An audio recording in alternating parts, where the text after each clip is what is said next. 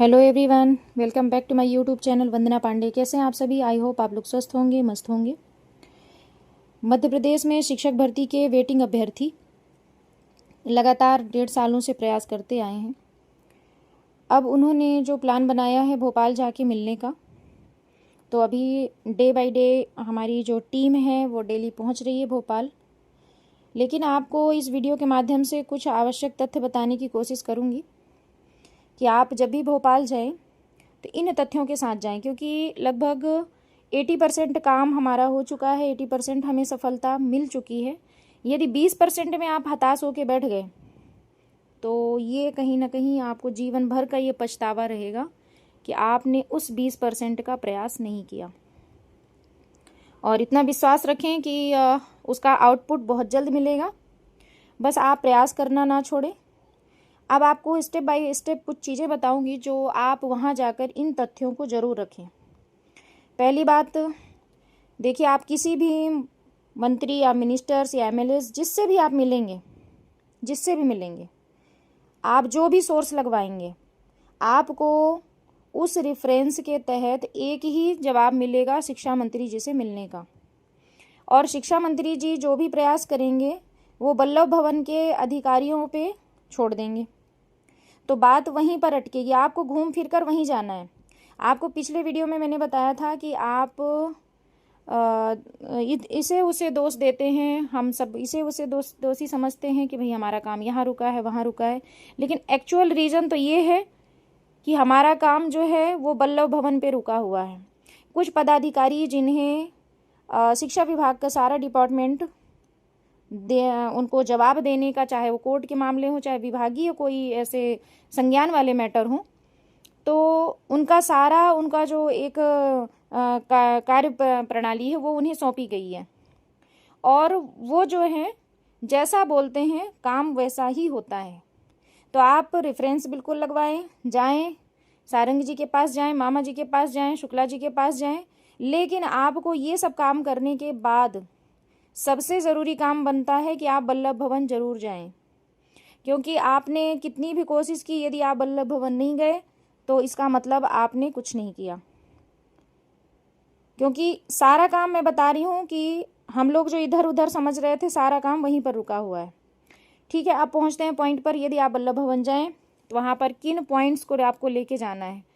First point, जब आप वहाँ पर काउंसलिंग करने के लिए, सेकेंड काउंसलिंग की जब आप अपनी बात रखेंगे, तब वहाँ से जवाब आता है कि हम सेकेंड काउंसलिंग क्यों करें, भर्ती प्रक्रिया पूर्ण हो चुकी है। तो आपको इस पे जवाब देना है कि भर्ती प्रक्रिया कैसे पूर्ण हो गई। हमारा कार्य पूर्ण नहीं हुआ है। और जब पिछली भर्तियों में 2 से 3 साल तक सेकेंड और थर्ड काउंसलिंग होती थी, तो इसमें क्यों नहीं। और भर्ती प्रक्रिया कैसे क्लोज कर दी जा सकती है, जब पहली काउंसलिंग होने के बाद अभी तक किसी भी तरह से कितने आवेदन रिजेक्ट हुए, कितने लोगों ने ज्वाइन किया, कितने लोगों ने नहीं किया, इसका प्रमाण सेकेंड वेटिंग लिस्ट क्यों नहीं जारी की जाएगी। तो ये पहला आपका रहेगा।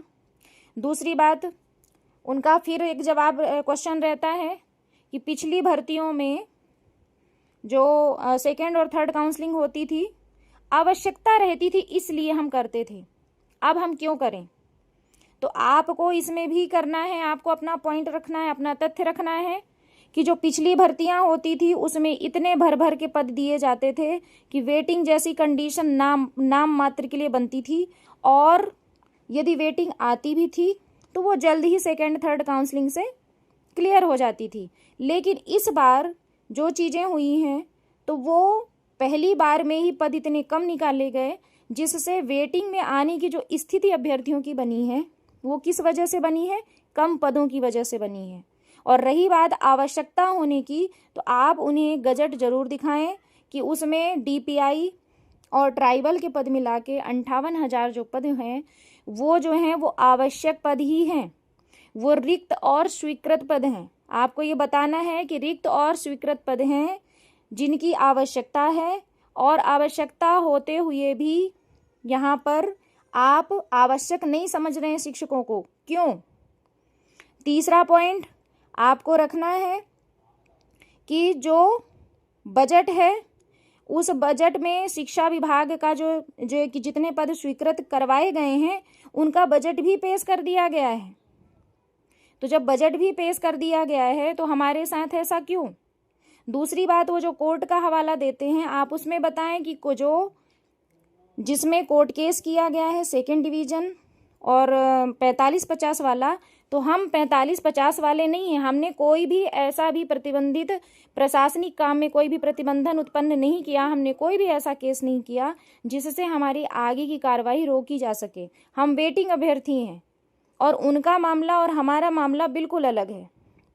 उनका जो मामला आया है वो 45-50 सेकेंड डिवीज़न की वजह से लगा है, जिसका कोर्ट केस लगा हुआ है, और हमारा जो मामला है वो कम पदों की वजह से वेटिंग आने की स्थिति वाला मामला है हमारा, जो विभाग ही उसे पूर्ण निराकरण करेगा।